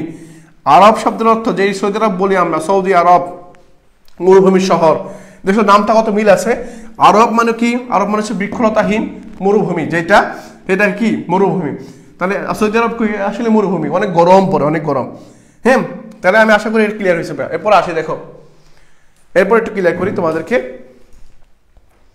ওকে, এরপর কি ইসলামের ইতিহাসের মধ্যে পৃথিবীর সবচেয়ে বড় উপদ্বীপ, উপদ্বীপ কি, যা উপদ্বীপ হচ্ছে এমন জিনিস যার 3 দিকে পানি, যা কয় দিকে পানি, মনে করে যে একটা উপদ্বীপ দ্বীপ, এদিকে মাটি, এদিকে পানি, এদিকে পানি, এদিকেও পানি, হ্যাঁ এদিকে পানি, তাহলে এটা কি বলি, উপদ্বীপ বলি। হ্যাঁ, জাজিরাতুল আরব বা আরব উপদ্বীপ, পৃথিবীর সবচেয়ে বড় উপদ্বীপ হচ্ছে জাজিরাতুল আরব। ওকে, মরুভূমিতে জাহাজ বলা হয় উটকে, মরুভূমির জাহাজ কাকে বলা হয়, উটকে বলা হয় মরুভূমির জাহাজ, উটকে বলা হয় মরুভূমির। ওকে, তারপর দেখো মরুভূমি জাহাজ বলা কাকে, উটকে, অর্থাৎ উট হচ্ছে মরুভূমির প্রধান বাহন, প্রধান বাহন, মানে উট ছাড়া চলে না, ওটা উঠে পানি ছাড়া অনেকক্ষণ থাকতে পারে, অনেকক্ষণ থাকতে পারে, ওরা পানির থলির মধ্যে নিয়ে নেয়। হ্যাঁ, স্বাধীনচেতা ও বেপরোয়া মরুবাসীকে বলা হয় বেদুইন। হ্যাঁ, যারা হচ্ছে কি তোমার চট্টগ্রাম ভাষায় এদেরকে বলা হয় বেড়াজ্জা। হ্যাঁ, এদেরকে বেড়াজ্জা বলা হয়। তাহলে এই যে স্বাধীনচেতা ও বেপরোয়া মানে জীবনযাপন, এরা যেখানে দিন সেখানে, যেখানে রাত সেখানে কায়িক, অর্থাৎ মনে করো এরা নির্দিষ্ট কোনো ঘর নাই, এদের নির্দিষ্ট কোনো ঠিকানা নাই, এরা যেখানে যখন যাবে ওখানে একটা তাউটা নিয়ে ঘর বানিয়ে ফেলবে। এদের হচ্ছে কি বলা হয় বেদুইন। এরা সাহসী ছিল, অনেক সাহসী ছিল, এরা সাহসী হিসেবে চিহ্নিত করা হয়। জাহিলি যুগের বড় মেলার নাম হচ্ছে উকাজ মেলা। কি মেলা, সবচেয়ে বড় মেলার নাম হচ্ছে উকাজ মেলা। আমুল ফিল বলা হয়, আমুল ফিল অর্থাৎ আমুল ফিল, হ্যাঁ আমুল ফিল বা হস্তি বছর, এটা বলা হয় 570 বছরকে 70কে কাবা ঘর ধ্বংস করতে এসে 60,000 সৈন্য সহ ধ্বংস হয় ইয়ামেনের বাদশাহ আব্রাহা। এই আব্রাহা তোমার হচ্ছে ইয়ামেনের বাদশা ছিল, যিনি কাবা ঘরকে ধ্বংস করতে আসছিল আবাবিল পাখি দ্বারা। আবাবিলের যে ছোট ছোট পাখিগুলো আছে, এই পাখিগুলোর মাধ্যমে এই যে আব্রাহাকে হত্যা করা হয় বা নিহত করা হয়, শহীদ করা হয়। তাহলে দেখছো কাবা ঘরকে ধ্বংস করতে 60,000 সৈন্য নিয়ে আসছিল, 60,000 সৈন্য নিয়ে আসছিল, যার সামান্য আবাবিল পাখি ধ্বংস করে দিছে। আরবদের আয়ের প্রধান উৎস ছিল পশুপালন, ব্যবসা ও লুণ্ঠন। আরবরা কি করতো আগের যুগে, মানে জাহিলিয়া যুগে আর কি, লুণ্ঠন করতো, ব্যবসা করতো, পাশাপাশি পশুপালন, মেষ পালতো, ঘোড়া পালতো, উট পালতো। মাঝে মধ্যে কি করতো, বেদুইনরা কি করতো, লুণ্ঠন করতো, মানে কেউ যেহেতু ওদের পাশ দিয়ে যাইতো রাতে, তোরা কি করতো এখান থেকে লুণ্ঠন করে ফেলতো, মানে হাইজেক করে ফেলতো, অপহরণ করতো, এরকম করতো আর কি। ওকে, পবিত্র কাবা গৃহে মূর্তি ছিল 360টা। কয়টা? এদের মধ্যে সবচেয়ে বড় মূর্তি ছিল নাম হচ্ছে হুবল। ওকে, পবিত্র কাবা ঘরে মূর্তি ছিল কয়টা ভাইয়া? 360টা। কয়টা? 360টা। গিবেনের মতে জাহিলিয়া যুগের যুদ্ধ হয় কত, অর্থাৎ জাহিলিয়া যুগের মধ্যে, যে যুগটা কেন জাহিলিয়া যুগ বলা হয়, এই যুগের মধ্যেই 1700 যুদ্ধ, কয় যুদ্ধ ভাইয়া? 1700 যুদ্ধ সংগঠিত হয়েছে, 1700 যুদ্ধ সংগঠিত হয়েছে। বাসুসের যুদ্ধ স্থায়ী ছিল 40 বছর। সামান্য একটা বিষয় নিয়ে, সামান্য একটা কিছু বিষয় নিয়ে, আর তখন জাহিলিয়া যুগে যুদ্ধ হইতো, যে যুদ্ধ তোমার 40 বছর লাগা হইতো, 40 বছর স্থায়ী ছিল। চিন্তা করছো, এমন একটা যুদ্ধ একেবারে সামান্য বিষয়। মনে করো একটা উট বা একটা ঘোড়া তোমার হচ্ছে অন্য ক্ষেতে বা অন্য ধান ক্ষেত বা কোনো চাষাবাদ জায়গায় ধান খেয়ে ফেলছে বা ঘাস খেয়ে ফেলছে, এই সামান্য জিনিসগুলো নিয়ে কি করতো, তোমার হচ্ছে গরুর ওলান, যে ওলান দুধ ওলান কেটে ফেলছে, এই ওলান কেটে ফেলছে, এই নিয়ে তোমার হচ্ছে গরুর ওলান কেটে ফেলছে, গরুর মালিক আর জমির মালিকের সাথে যুদ্ধ হয়েছে। এই যুদ্ধের স্থায়ী ছিল 40 বছর। কয় বছর? মানে 40 বছর বেশি। ওকে, তাহলে দেখছো, চিন্তা করছো, তাহলে এই যে একজন, হ্যাঁ এটা একজন বলছে ভাইয়া আমি আপনাদের প্রতি কৃতজ্ঞ ভাইয়া, এই এত রাতে দিচ্ছি ভাইয়া, একবারে তোমার চাইছো, আমার দেখছি অনেকগুলো মেসেজ আসছে পেজের মধ্যে, অনেক শিক্ষার্থী ঘুমাই গেছে, সেজন্য ক্লাস করতে পারতেছে না, ওরা পরে করবে, আমি জানি ওরা পরে আসে করবে, ক্লাস দেখে নিবে জানি, সেই জন্য তোমাদের কথা গুরুত্ব বিবেচনা করে একটা সুন্দর মতো তারাবি নামাজ পড়ে বসছি একবার 3টা পর্যন্ত, তা না একবার স্লাইড তৈরি করেছি, এগুলো তৈরি করতে লিখতে লিখতে টাইপ করতে সময় লাগছে ভাই আমার। ওকে, তাহলে 1700 যুদ্ধ হয়েছে, সামরাজ উচ্চতল বিষয়গুলো নিয়ে কি হইতো, যুদ্ধ হইতো আর কি। আরবদের প্রধান অর্থকারী ফসল খেজুর, আরবদের প্রধান, এখনো তাদের খেজুর, আরবদের খেজুর সারা বিশ্বে রপ্তানি হয়, হ্যাঁ সারা বিশ্বে রপ্তানি হয়। ওকে ভাই, তাহলে এটা আমার ক্লিয়ার, এটা আমার ডান, এটা ডান, হ্যাঁ এটা ডান। এরপরে দেখি কিছু আছে কিনা, এরপরে কি আছে, এরপরে এটা কি আছে ভাই দেখো, আরবদের প্রধান খাদ্য কি, খেজুর। কিসের প্রধান নদীর নাম করা হয়, মিশরের প্রধান নদী হচ্ছে নীল নদ, যেটা আমার ভিক্টোরিয়ার হ্রদ থেকে উৎপন্ন হয়েছে আর কি, নীল নদ। গুরুত্বের প্রতীকে কি বলা হয়, শেখ বলা হয়। কাবা ঘরে রক্ষিত প্রধান মূর্তির নাম হচ্ছে হোবল, যেটাকে আমি দেখছি হোবল বলা হয়। আরব একটি দ্বীপ না উপদ্বীপ, আরব একটা কি, আরব একটা উপদ্বীপ, কারণ কি যার 3 দিকে পানি তাকে আমরা কি বলি, উপদ্বীপ বলি। আর দ্বীপ হচ্ছে যার 4 দিকে পানি, যার 4 দিকে পানি। পৃথিবীর নাবি বলা হয় কোন দেশকে, সেটা হচ্ছে আরবকে। পৃথিবীর নাবি বলা হয় কোন দেশকে, আরবকে। আরব উপদ্বীপ কয় দিকে সাগর, এটা হচ্ছে 3 দিকে সাগর। কয় দিকে সাগর ভাইয়া, 3 দিকে সাগর দ্বারা বেষ্টিত, সাগর দ্বারা বেষ্টিত। তাহলে আশা করি এটাও ক্লিয়ার, এটাও বুঝবা, হ্যাঁ এটাও বুঝবা। ওকে, এটাই আমার সর্বশেষ, যদি ভুল না করে এটাই আমার সর্বশেষ, না এটা, হ্যাঁ এটা আমার সর্বশেষ স্লাইড। ওকে, আরাবাত শব্দের অর্থ কি, বৃক্ষলতা বিহীন মরুভূমি। এখান থেকে কি হচ্ছে, আরব শব্দ আসছে, এই শব্দটা থেকে আরব শব্দটা উৎপত্তি হয়েছে। উম্মুল কুরা অর্থ হচ্ছে কি, আদি নগরী। উম্মুল কুরা শব্দের অর্থ হচ্ছে কি, আদি নগরী, মানে ওখানে আগের নগর যেটা। জাজিরাতুল আরব শব্দের অর্থ হচ্ছে আরব উপদ্বীপ, আরব উপদ্বীপ। কুরাইশ শব্দের অর্থ হচ্ছে একত্রকারী, যারা কি করছে, একত্র করছে, তাদেরকে বলা হয় কুরাইশ। কি বলা হয়, কুরাইশ বলা হয়। তাহলে কুরাইশ শব্দের অর্থ হচ্ছে আমার কি, একত্রকারী, কি কারী, একত্রকারী। ওকে, এরপর দেখি দারুন নদওয়া কি, কুরাইশদের মন্ত্রী বা মন্ত্রণালয় গৃহ, অর্থাৎ এখানে তারা পরামর্শ করতেন, সমাজ সিদ্ধান্ত নিতেন, সবাই মিলে এখানে একটা কি করতে আলোচনা করতেন, এটাকে আমরা কি বলি, দারুন নদওয়া। এই দারুন নদওয়ার মধ্যে কুরাইশরা, কারা, কুরাইশরা পরামর্শ করতেন, আলোচনা করতেন, এটা দারুন নদওয়া। পরে কি, মরুবাসীকে, হ্যাঁ মরুচারীদেরকে বলা হয় যাযাবর, যারা ওই যে বেদুইন টোকে দেখেন আমরা বেদুইন, এই বেদুইনদের কি বলা হয়, যাযাবর বলা হয়। হযরত ইসমাইল আলাইহিস সালামের মাতার নাম কি, বিবি হাজেরা। এই বিবি হাজেরা মনে হচ্ছে ওই যে আমার দেখি তোমার হচ্ছে কি বলে, সাফা মারওয়া সাই করা, হজের সময় দেখবা একটা হজের ইয়ের মধ্যে ওয়াজিবের মধ্যে আছে সাফা মারওয়া কি করা, সাই করা। এই সাফা মারওয়া সাই করছেন কে, বিবি হাজেরা। এই বিবি হাজেরা তোমার হচ্ছে এক পাশ থেকে আরেক পাশে দৌড়েছিলেন, শুধুমাত্র কার জন্য, এই ইসমাইলকে একটু পানি পান করার জন্য, পানি পান করার জন্য এক পাশ থেকে অন্য পাশে দৌড়িয়েছিলেন। উনি আল্লাহ তাআলা এটা খুশি হয়ে কি করছেন, মানে যারা পরবর্তীতে বিশ্বে হরা এখন থেকে ভবিষ্যতে তারা হজ করতে আসবে, তাদের জন্য এটা ওয়াজিব করে দিয়েছেন, যা তোমরা দৌড়াবা, তোমরা কি করবা, সাফা মারওয়া 7 বার সাই করবা, মানে দৌড়াবা আর কি। হ্যাঁ, বিবি হাজেরা পানি ছোড়া, মানে পানি দেখার জন্য, পানির জন্য ছোটাছুটি করছেন। ঠিক এই বিবি হাজেরার মতোই কি করবা, হাজিরা কি করবে, মানে ছোটাছুটি করে, বিবি সাফা মারওয়া সাই করে আর কি। ওকে, কাকে কুরাইশ বলা হয়, ফিহরকে। ফিহর হচ্ছে যে কুরাইশদের সর্বপ্রথম যিনি, ওনাকে বলা হয় কুরাইশ। ফিহরকে কাকে বলা হয়, ফিহরকে। ওকে ভাইয়া, হ্যাঁ ইসলামের ইতিহাসটা ডি ইউনিটের সাধারণ জ্ঞান লাগবে ভাইয়া, এটা লাগবে, ডি ইউনিটের সাধারণ জ্ঞান লাগবে, ঠিক আছে ভাইয়ারা। তাহলে আমি আশা করি তোমাদের বুঝাইতে পারছি, তোমাদেরকে আমি বুঝাইতে পারছি, হ্যাঁ খতম, মানে সমাপ্ত, শেষ। সর্বশেষ যেটা হইল তোমাদের জন্য মন থেকে, একেবারে মন থেকে দোয়া করি, দোয়া থাকবে। এ হচ্ছে আমার B2 নিয়ে জাস্ট আজকে একদিনে তুমি একটু পড়বা। অনেকেই জানো নতুন নতুন আসছে, বা অনেকে এবার আবেদন করছো, জানো না কি পড়তে হবে, জাস্ট তোমাকে ধারণা দেওয়ার চেষ্টা করলাম যে তুমি কি কি পড়বা। হ্যাঁ, জাস্ট একটা ধারণা দিলাম আর কি, তুমি এই টপিকগুলো পড়বা। তো প্রিয় ভাইরা, আমি আর দীর্ঘায়িত করবো না, হ্যাঁ আমি আর দীর্ঘায়িত করলাম না, যেহেতু সেহরির সময় হয়ে গেছে ভাইয়া, সেহরির সময় হয়ে গেছে। তোমাদের জন্য দোয়া রইল, আর তোমরা ঠিকঠাক মতো পড়াশোনা করিও, ঠিকঠাক মতো পড়াশোনা করো, ইনশাল্লাহ খুব শীঘ্রই আল্লাহ তাআলা তোমাদের পরিশ্রমের, তোমাদের যে পরিশ্রম করছো এই পরিশ্রমের ফল দিবেন, একেবারে ফল দিবেন। যারা পরিশ্রম করছে তাদের অবশ্যই আল্লাহ তাআলা ফল দিবেন।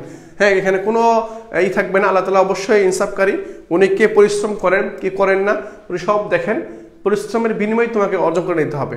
তুমি এমনভাবে পরিশ্রম করো যাতে আল্লাহ তাআলা তোমার ভাগ্যে যদি না থাকে, আল্লাহ তাআলা যাতে মনে করে, আল্লাহ তাআলা যদি ফিল করে, আল্লাহ তাআলা জাস্ট চায় যে না ছেলেটাকে দেই, মেয়েটাকে দেই, মেয়েটা পরিশ্রম করতেছে, দোয়ার মাধ্যমে, দোয়া পরিশ্রমের মাধ্যমে তোমার কি হবে, আমার ভাগ্য পরিবর্তন হয়। তোমার জানো, আর দোয়া মুখুল ইবাদত, দোয়া হচ্ছে ইবাদতের মগজ। হ্যাঁ, দোয়া করবা, আল্লাহ তাআলার কাছে প্রার্থনা করবা যে আল্লাহ তাআলা যাতে তোমাকে সহজ করে দেয়, তোমার জার্নিটাকে সহজ করে দেয়, তুমি যেটা চাও আল্লাহ তাআলার কাছে চাইবা যে আল্লাহ তাআলা তুমি আমাকে উত্তম জিনিসটা দাও, যেটা আমার জন্য পারফেক্ট হবে, যেটা আমার জন্য উপযোগী, যেটা আমার জন্য যাবে। হ্যাঁ, এমন জিনিস দিও না যেটা আমার জন্য কল্যাণকর না, এমন জিনিস দিও না যেটা আমার জন্য কল্যাণকর না, সেটা আমাকে দিও না।